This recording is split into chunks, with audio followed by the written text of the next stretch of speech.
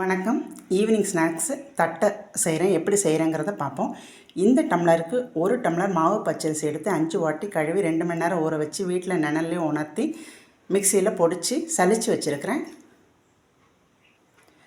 கடலைப்பருப்பு ஊற வச்சுருக்கிறேன்.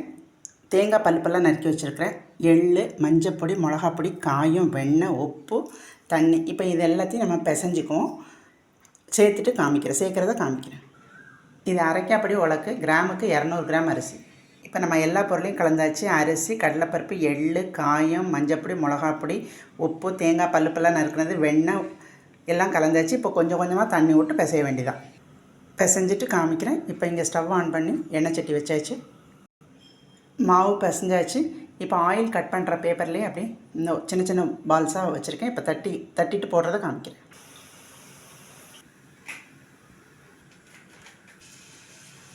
ஈவினிங் ஸ்நாக்ஸ் முறுமுறு தட்டை ரெடி. நன்றி.